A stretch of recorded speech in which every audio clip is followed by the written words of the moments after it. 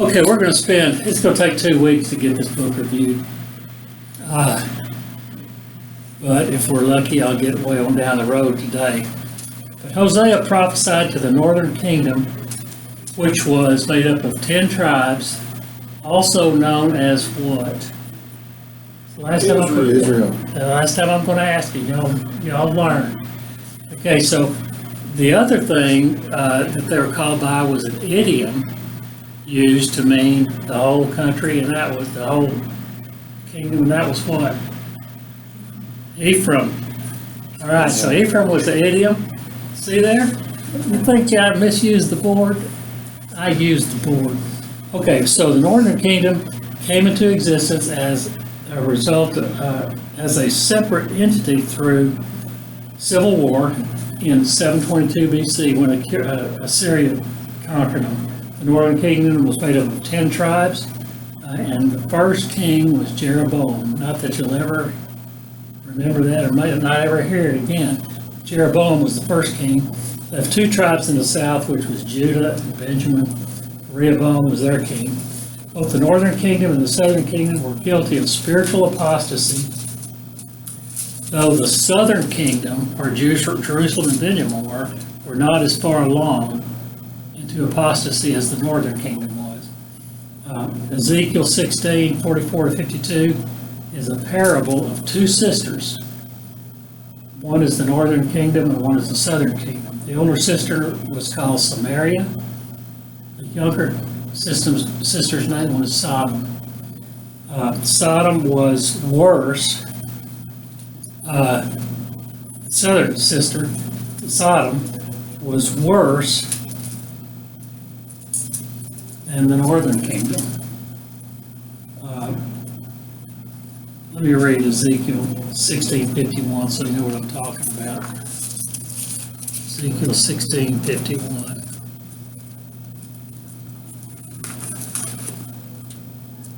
This is a pretty strong verse, 16:51. It says, Samaria is the older sister, which was northern kingdom. Sodom is the southern kingdom. Samaria did not commit half of the sins you did. He's talking to the north, the southern kingdom. Samaria did not commit half of the sins you did. You have done more at the southern kingdom. You have done more detestable things than they, and have made your sisters seem righteous by all things you have done. Not only is the southern kingdom worse, they were so much worse that it made the northern kingdom look righteous. And the northern kingdom is the one that we're talking about in Hosea as being so bad. So that lets you know how bad the southern kingdom is going to get. The only thing that keeps them from going through the same, they're going to have the same judgment in terms of being overrun by Babylon, but they're not going to endure the same discipline in terms of being deported and assimilated into the nations. They're going to be kept all together. And the only reason for that is the promise that God made to David. Okay, we read through the scripture of the migration. Oh yeah, there were 10 dynasties in the northern kingdom. This is just to give you an idea of what we're talking about. There were 10 dynasties of kings in the northern kingdom. And there's 10 of them, meaning a dynasty is made up of a family line. You have a king that had a son that became king, and so on and so forth. That happened 10 times. There was lots of assassinations, lots of murders, lots of all kinds of things that went on there. When one guy wanted to be king, he'd just go out and kill the king. So you end up having 10 dynasties over that 150, 200 years in the northern king, and they were all bad. Every one of them was a bad king. And then in the southern king, there was one dynasty. Who was that? The dynasty of, what was his name? You ought to know this one. Who killed Goliath? David. It's the dynasty of David. When David became king, he was promised that somebody from his line would be on the throne henceforth and forevermore. So you went David, you went Solomon, you went Rehoboam. Those are the first 3. And then he kept on going. But the promise was that somebody from David's line would always be on the throne, and that was what protected the southern kingdom in a lot of ways from the ultimate disaster that the northern kingdom had to face. The northern kingdom had 2 golden calves, in the coming out of the Exodus, out of Egypt, they built that 1 golden calf. The northern kingdom had 2. They had 1 in Dan and 1 in Bethel. And it was such a terrible situation that they mixed the worship practices with those calves and with the worship practices of Yahweh. They just mixed them together to the point where they couldn't even tell the difference. Okay? I want y'all to understand that. We talked about that since the very beginning of Hosea. But it was so bad that they couldn't even tell the difference. It was one God. It just happened to have 2 names. Okay? Terrible situation. Okay, the first 3 chapters deal with a metaphor of the marriage of Hosea and Gomer. And their marriage is a metaphor for the way God related to Israel, his people. Okay. Chapter 1, verse 2 is the beginning of Hosea's ministry. God began to speak through Hosea, it says, but that message was through Hosea, intended to go to other people, and those other people were expected to listen to it, which they didn't. They didn't like Hosea at all. But there's also a specific message for Hosea himself. And that specific message is in chapter 1, verse 2. So let me read that. Chapter 1, verse 2. This is the message that God gave to Hosea for himself. It says, when the Lord began to speak through Hosea, the Lord said to him, go and take to yourself an adulterous wife and children of unfaithfulness, because the land means the whole house of Israel, is guilty of the vilest adultery and departing from the Lord. So he was to marry, God instructed him to marry a promiscuous, depending on what translation you look at, she would be described as a promiscuous woman, a wife of whoredom, a prostitute, a wife of harlotry. Those are the way, depending on the translation, that's the way she's described. He was instructed to marry a specific kind of woman, and that's the kind that she was supposed to be. The reason for that was because God had plans for this to become a metaphor for what I already told you. It's a metaphor for the way he relates to Israel and the way Israel relates to him. And they would have children with her. He would have children with her. These children are described as children of unfaithfulness in the NIV and various other ways, because they came from her. They were children of unfaithfulness. The Bible speaks of Gomer having 3 children with Hosea. We'll see that these 3 children are a metaphor for God's love for his people. Even these 3 chapters are a metaphor for God's love for his people, even though they will be shown to be a spiritually unfaithful people. That makes the book of Hosea itself to be a book of love. It's a love of Hosea for Gomer and a love of God for Israel. The metaphor of Hosea's marriage to Gomer is parallel to God's love for Israel, the northern kingdom. Gomer representing the nation, the leadership. Gomer represents the nation or the leadership of Israel. The children represent the people. Okay? So we've got Congress, the president, the Senate, and all those. That in our government, that would be analogous to Gomer. And all of us underlings out here, all of us United Statesmen would be the children. So you got the leadership and the children, and the people.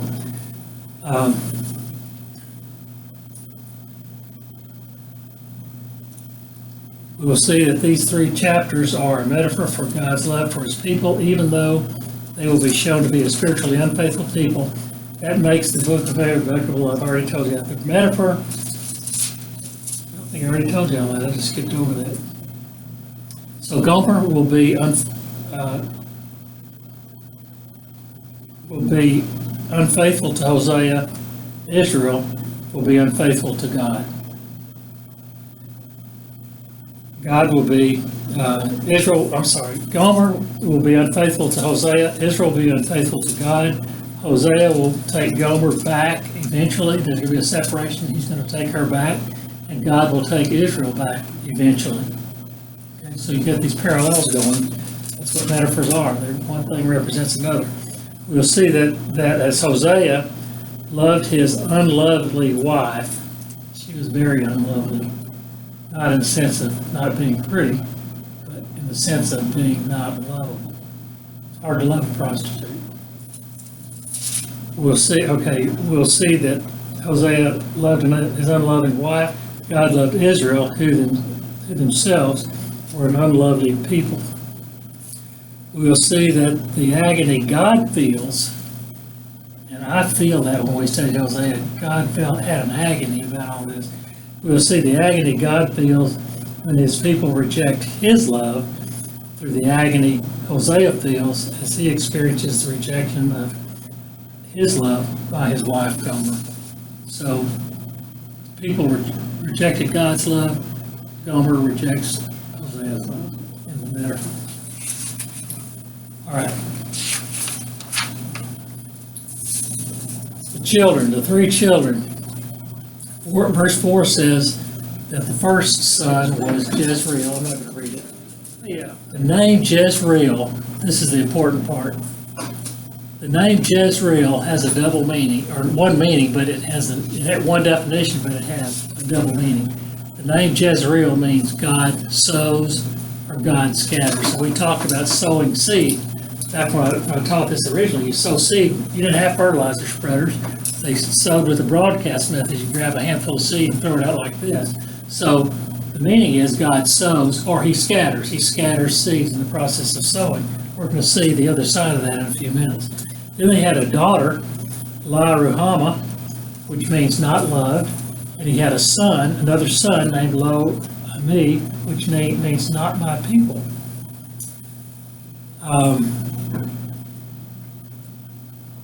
Means not my people and I'm not your God. So it's a whole thing. So what's happening here, what is going to happen, the covenant between God and Israel will be fractured because of their spiritual unfaithfulness, but it won't be dissolved. It just kind of gets put on hold, which is something that's probably surprising.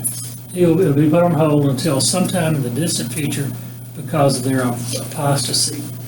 Though the symbolism of these three names indicates a dire situation, Hosea reports that there is still hope for the future. And we see this going on all the time. He gets a section of scripture about judgment, and just out of nowhere, he turns to hope. And he goes back to judgment, and he turns to hope. What happens here in verse 10 and 11, I was going to read that, chapter 1, verse 10 and 11. It says, "Yet the Israelites will be like the sand of the seashore, which cannot be measured or counted in the place where it was said in the place where it was said to them, 'You are not my people.' They will be called sons of the living God. The people of Judah and the people of Israel will be reunited." So Judah gets into this. We've got two kingdoms at this point. He's saying the people of Judah and the people of Israel will be reunited, and they will appoint one leader and will come up out of the land, for great will be the day of Jezreel. So he reinstates the covenant, basically. He says, one thing that dawned on me, this is the first chapter. I knew it was the first chapter. That was no surprise to me. What was a surprise to me was he makes a statement up here, which I didn't tell you again today, but he said, I'm going to destroy you. I'm going to destroy the northern kingdom. And they hate the prophets and their message so much. I'm sure it's in one ear and out the other. They weren't even listening. But he says, now, your numbers, if you're destroyed, it means you're going to be decimated militarily, and your population's going to be decimated. Now he's saying, but you're coming back. Your numbers are going to increase again. They didn't even realize that.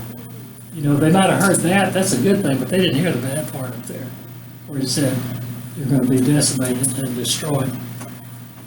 Then he said, They will again be his people. They will be called by as the Son of the living God. The northern and southern kingdom will be reunited. There will be a new leader to come from their midst. They will appoint and accept their Messiah. That's what they're talking about there. Great will be the day of Jezreel, where Jezreel was interpreted as Yahweh scatters, meaning he's going to scatter his people when Assyria comes. We know what it means exactly now. When Assyria comes, they're going to take them captivity, put them in captivity. They're going to deport them, and they're going to be assimilated into the nations. That was Jezreel scatters. They're going to be scattered. But then he says there's still hope. It's going to be Jezreel again, but it's going to be Jezreel sows. He's going to sow them back into the land. So that's the part of it that turns to hope. So you get to chapter 2. In chapter 1, we saw prophecy of discipline and the appearance of a covenant which God puts on hold, followed by promises of restoration. Now he's back to rebuke and the promise of discipline. So knocked you down, built you up, knocking you down again. All right. The children of the metaphor, the Israelites, are told to rebuke their mother. I don't know if y'all remember that or not. The children are the Israelites, the people of the nation. The mother is the leadership of the nation, both their civil leaders and their religious leaders. They're told to rebuke their mother for her unfaithfulness. Hosea and Gomer are separated at this point. They're not divorced. He says, "You're not my wife," so we know we're separated. Doesn't mean necessarily that they're divorced. But she must abandon her adulterous ways, which would be the metaphor for spiritual unfaithfulness, spiritually unfaithful ways for Israel. In the metaphor, she does away with the adulterous ways as a metaphor for Israel doing away with their spiritual unfaithfulness.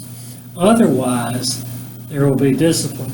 Not only will the mother be disciplined, but the children, meaning the people of the nation, will also be disciplined. So that's why they're told to rebuke their mother.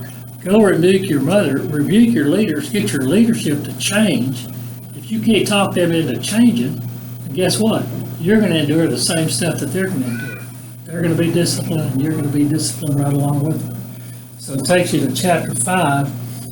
5 is a key verse because it indicates her mistaken assumption.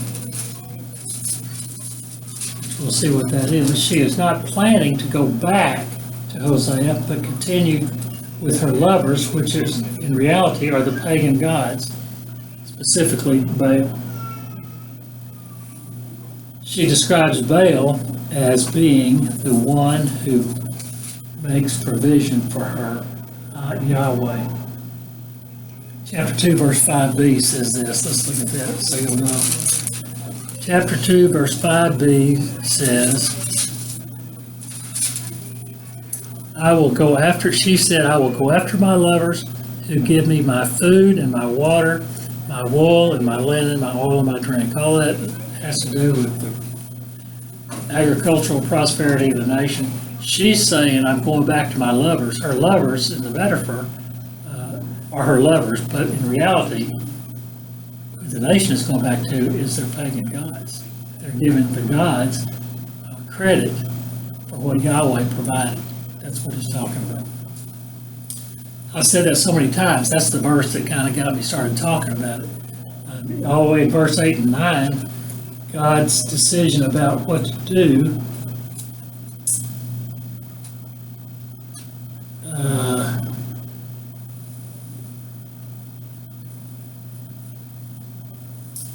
I said read it. Let me read verse 8 and 9 and see if I can figure out my note.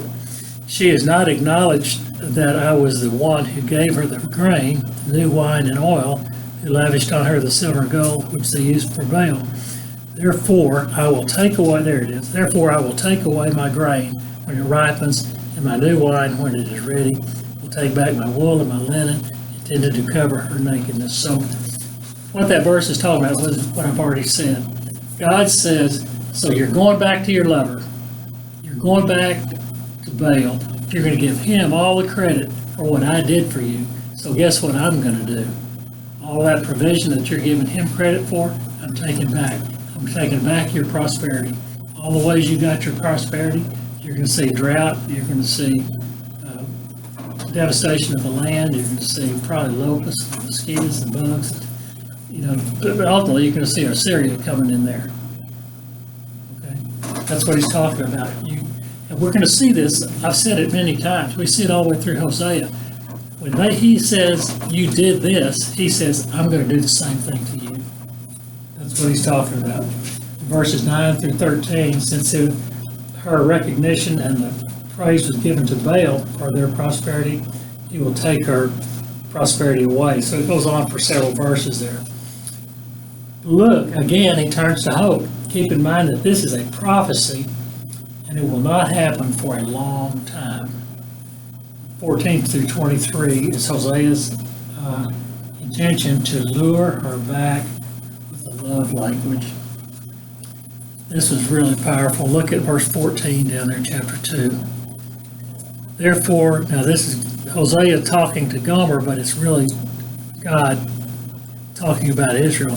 Therefore, I'm going to allure her. I will lead her into the desert and speak tenderly to her. That's sweet nothings right there. And he goes on and on in verse 16. He says, in that day, declares the Lord, you will call me my husband. You will no longer call me my master. And then 17, separation is actually total removal of Baal from so on and so forth. Look at 17. It says, I will remove the names of Baals from your lips. No longer will their names be invoked. What he's talking about, someday I'm going to completely separate you from idolatry. And today, there is no traditional idolatry in Israel. They got the same idols we've got. But the traditional idolatry is gone. In verse 23, I said to read, and I got a big wow by this. Read 23, it says, I will plant her for myself in the land. I will show my love to the one I called not my loved one. I will say to those called not my people, you are my people, and they will say, you are my God. They will live out of the land through captivity, but they're going to be restored in the land, and the covenant's going to be restored, is what it's talking about. If they were decimated, the northern kingdom was decimated by Assyria, they were deported and just assimilated. They were just scattered everywhere. The promise is they're coming. I have always felt that they're not turning to God until Jesus comes. We're going to see one of the verses in Hosea 5. Well, he's preparing them, but they're not turning. They're going to be overrun by the Antichrist and all his forces during the tribulation. They don't turn until the day of the Lord. Yeah, and that's Armageddon. That's the second coming, right? Yeah. Yeah, that's when the big change comes. Is when he comes. But this is preparing. Okay. Yeah, that's fine. That'd be fine.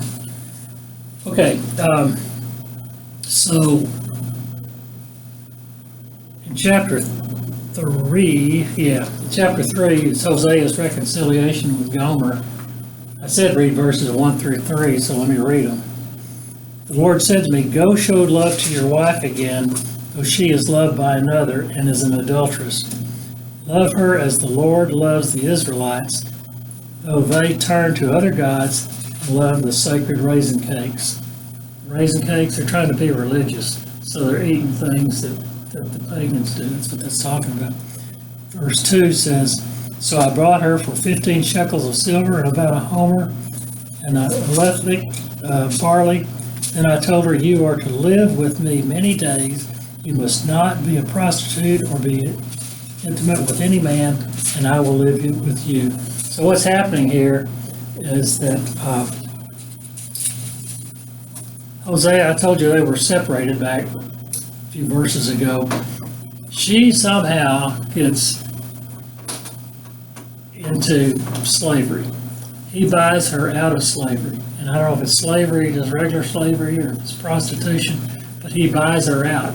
And he doesn't have enough money to buy her out for cash, so he has to supplement it with grain. So he took everything he had. Okay? And he says, we're going to live together for many days. And during that time, we're not going to experience any kind of infidelity. I suspect if there's any infidelity, you're going out again. But he says for many days. He doesn't put a time limit on it, because what could happen if you put a time limit on something? All you got to do is live out. She says you're going to be living in fidelity with me for 60 days. So what happens at the end of the 60 days? Hey, I did it. So then she goes right back to what she was doing. But he says for many days, which means as long as it takes. We're going to live together and without any infidelity. Okay, that's what he's talking about. Then he goes on and talks for another many days. It says that Israelites will live for many days without a king or a prince. That's a different many days. All right, they're going to have many days. It's going to be a very long time. They have no king or prince right now, even today. So they lived without one since that time on. So,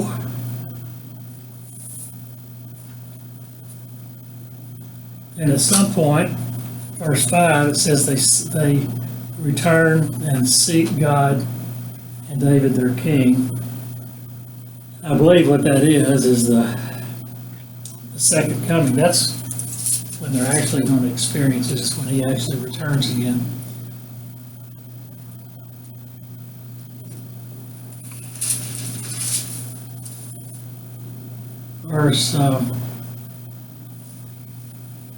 I tied that to the last part of verse 5. It says, they will come trembling to the Lord and to his blessings in the last days. The trembling to the Lord is no exaggeration. What they're going to be going through right before Jesus comes, we're going to see it's labeled misery when we get on to another verse. But they're going to be going through such hard times. They're going to be going through their darkest days. And at that point, they're going to seek the Lord. And it's going to be when he's coming again, which we've talked about that many times. Zechariah 12:10. They're going to see the wounds in his hands as he comes. They're going to know that they crucified their Lord, and they're going to mourn because of it. But earlier in chapter Zechariah, we don't need to go through that. Okay, so it gets us into chapter 4 and 5. And chapter 4 and 5 are two very dark chapters in the Bible. It's about judgment against Israel, with most of the blame being assigned to the priests, the leadership. We're not we're out of the metaphor from chapter 4 on. We're out of the metaphor between Hosea and Gomer, and we're just going to be talking about the reality of the prophecies that he's going to be talking about. And so here we get back to the key verses of Hosea, which is chapter 4, verse 1 and 2. Do you think I'm going to read those as many times as I've said? I'm going to read those. Chapter 4, verse 1.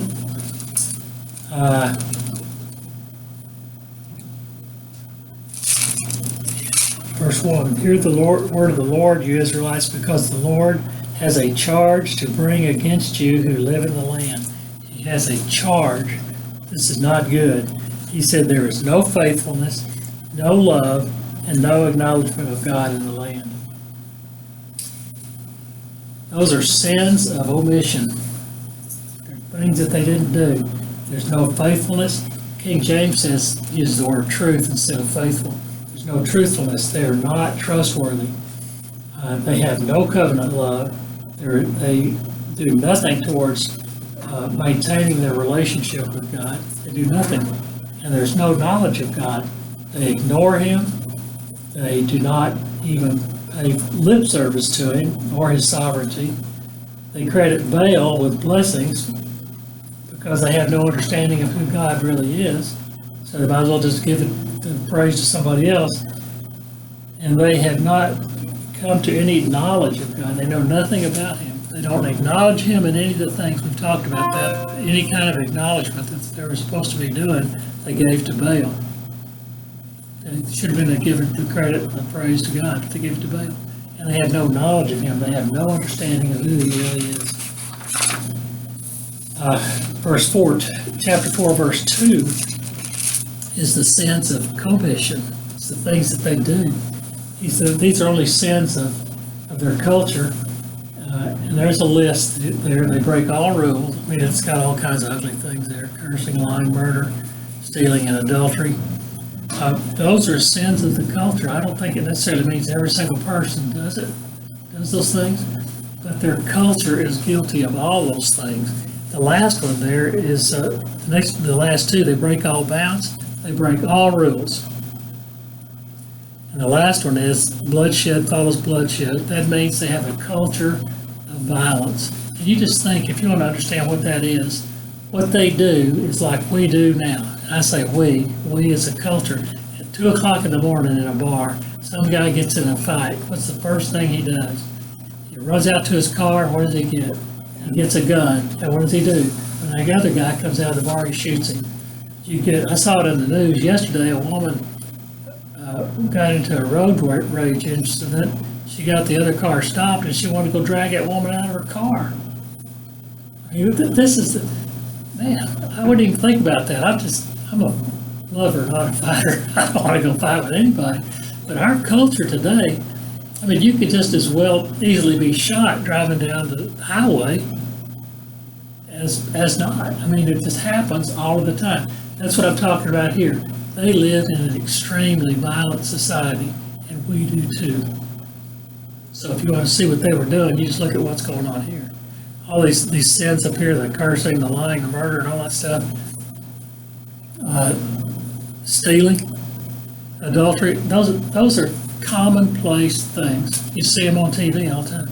Jan and I talked about this the other day. We could see changes in TV, even in our short lifetime, from the 80s till now. Things that you could not do on TV now. Things you could not say on TV. I mean, all that stuff goes on now. It's just rampant. It's like, I think it was Martin Scorsese said he just hates Christian people because it limits him. We limit him in what he can actually put on the screen. I'm saying, what would you actually put on there if you didn't have any limits on what you're doing? So that's the kind of culture that they were living in. Verse 5 says that the priest stumbled. We talked about stumbled last week. That makes my mind race on to walking in darkness. You walk in darkness and you're going to stumble. If something gets out in front of you, like I leave something in front of Jan, who wasn't there the last time she went through the room with the lights on, she's liable to stumble on it at the start. The priests were stumbling in darkness. They were walking in darkness. You go on, they rejected knowledge of God. They rejected knowledge of God. That means they had a chance to accept it, and what did they do? They chose to reject it. They ignored the law of God, meaning they looked at it as only a guideline, kind of like we look at stop signs and speed limits. They're just guidelines. They had the law of God, and the priest ignored them. 7 is very interesting. It says the more priests, we don't need to read it, but it says the more priests they had, the more sin they had. The priest, what is he supposed to be doing? He's supposed to be leading people in the knowledge of God so they won't sin. But this says the more priests they had, the more the people sinned. They don't help or encourage, they promote sin is what they're talking about. Verse 10 through 12 is talking about, line by line, it's talking about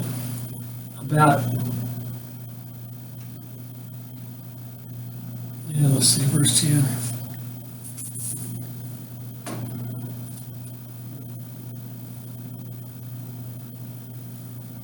Oh, it's all about them, not God. There we go. It's all about them, not God. They engage in prostitution. That's not spiritual prostitution. That is literal prostitution and spiritual prostitution, for that matter. They deserted the Lord. There's more prostitution and alcoholism. They are into booze and women. That's the priest. Now, does that sound strange? Well, don't think it's so strange. You know how many preachers you hear on TV that admit to that very thing? Is that supposed to encourage me or discourage me? I'm not impressed because they admit it to TV land. Yeah. All the priests were worshiping false idols? Yeah. Yeah. But that's something that, you know, I'm not impressed when people get up there and to the masses admit to that kind of thing. There's one guy that seems like he does it every chance he gets on TV talking about how he was unfaithful to his wife. I say, I don't need to hear that. It doesn't encourage me to know that. That's the way the priests were. The big summary I said was in the last part of verse 12. Let's look at that and see how right I am. A spirit of prostitution leads them astray. They are unfaithful to their God. A spirit of prostitution. That means that's all they think about. That's their religious leadership. Their spiritual leadership was that kind of people. So if that's the way their religious leaders are, how do you think they're going to be? Their religious leaders come out of them. We've talked about this many times. It's a cultural thing. If you gripe about Congress, well, they're one of us. We're the ones that elected them. And I don't mean you or me or Wayne. I'm talking about as a culture. They look just like us. So if they're lying, cheating, and stealing, guess what? They came out of the people that are just like that. Okay, verse 13, 14, I says very disheartening. Their women get into religious prostitution, literal prostitution. Talks about their daughters and their daughters-in-law, but they will not be punished. Look at that, verse 14. I will not punish your daughters when they turn to prostitution, nor your daughters-in-law when they commit adultery, because the men themselves consort with harlots and sacrifice with temple prostitutes. The people without understanding will come to ruin. That is what the women were pushed to. The men were endorsing that kind of behavior, and the women got involved with it because they were already out there doing it. Have you ever heard of it? Can you even imagine a darker time than this in the spiritual life of people? I can't even imagine it. But I keep thinking back to Ezekiel and that parable about those two sisters. It says that the behavior of the southern kingdom makes these people look righteous. What's that about, Wayne? That's crazy. This is really bad. Okay, verse 18, let's read that. It's disgraceful. It's about verse 18. Even when their drinks are gone, they continue with their prostitution. The rulers dearly love shameful ways. I don't know what to say about it. They promote it. They love it. Verse 19 says, a whirlwind will sweep them away, and their sacrifices will bring them shame. What we're talking about, that whirlwind is Assyria. That's going to be their ultimate punishment. They're going to be wiped out by Assyria as a judgment from God. Okay, verse chapter 5. More judgment of the priest and the people because of the leadership of the priest. Verse 4, I said to read it. I wonder why. The deeds do not permit them. Their deeds do not permit them to return to their God. The spirit of prostitution. We're going to turn that off. The spirit of prostitution is in their heart. They do not acknowledge the Lord. This is leadership. Their deeds do not permit them to return to the Lord. This is called a hardened heart. They've done these things so many times over and over and over again. They don't even think about what they're not supposed to be doing. This is just the way it is. They got hardened hearts. Furthermore, their spirit is all about prostitution and apostasy. It says they cannot change. They cannot change because their hearts are hard. Verse 6 is oh so bad. I said, I don't know why I'm reading all this again. Verse 6 says, when they go with their flocks and herds to seek the Lord, that means with sacrifices, they will not find him. He has withdrawn himself from them. So they went to seek him. They don't find him. Why is that? Because he's not there. Actually, I think he could have been standing right there, and their hearts were so hard they wouldn't have seen him. I think what this is akin to is the Romans 1, where he said he's turned them over to their own evil desires. Which means I'm just giving up on it. That's the way you want to be. Just go do it. Suffer the consequences. Verses 5:14. All right.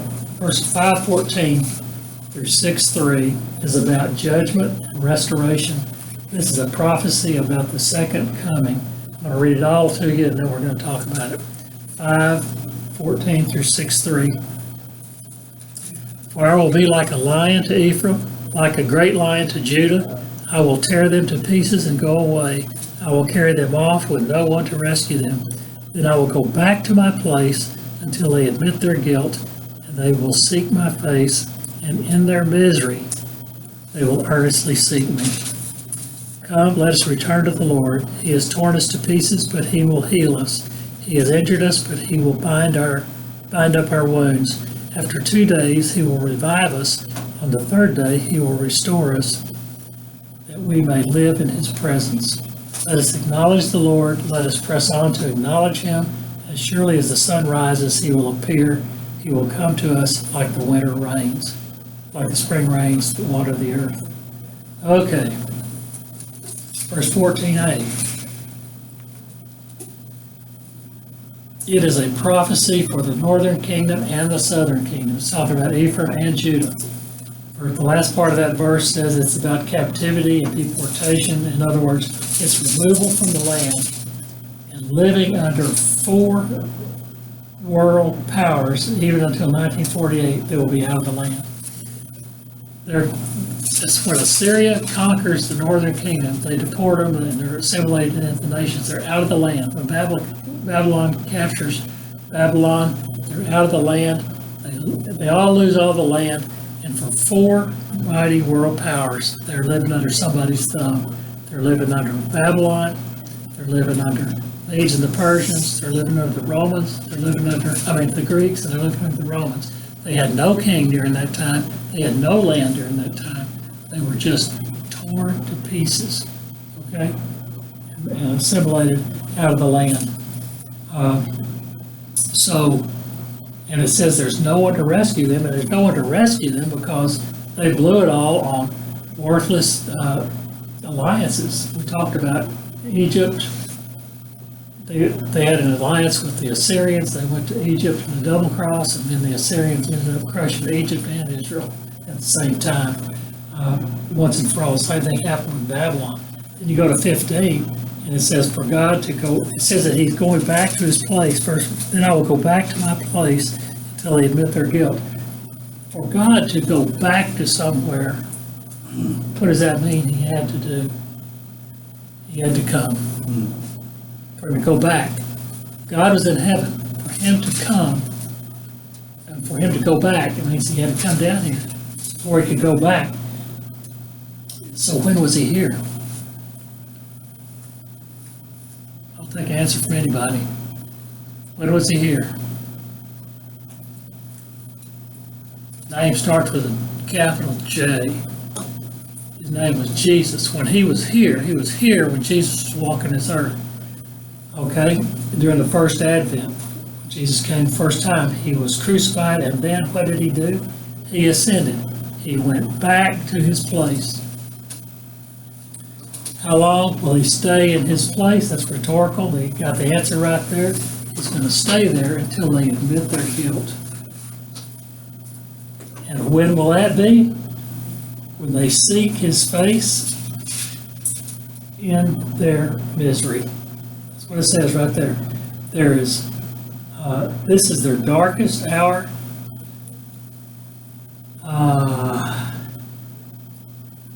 And when will they be in such misery? Zechariah 12:10 tells you it's when the second coming of Jesus Christ comes and they see his wounds. They're going to know that they crucified their Messiah. But you go back further than 12:10 and you look at 12:2, 12:3, you can see that all of the nations are poised to come against Israel. That's going to be the darkest hour. This is the time where they're going to, in their minds, they're looking at annihilation. It won't be like they're going to, in their minds, they're not going to be have a place to run or somebody to protect them. That's when they're going to count on the Messiah to come. And they're going to see him when he comes, and they're going to recognize him for who he is. Verse 3 says, we're getting ready to do something very interesting.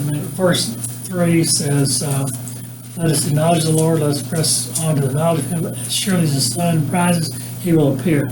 On the third day, it says, going back to 6:2, they will be restored. And that will happen at the second coming. And it says they will live in his presence. When are we going to live in the presence of Jesus Christ? During his millennial reign on earth. At his second coming, he sets up his kingdom on earth, and we will live with him for 1,000 years. So we'll live in his presence. So how long is the third day? It's the millennium, so it's 1,000 years.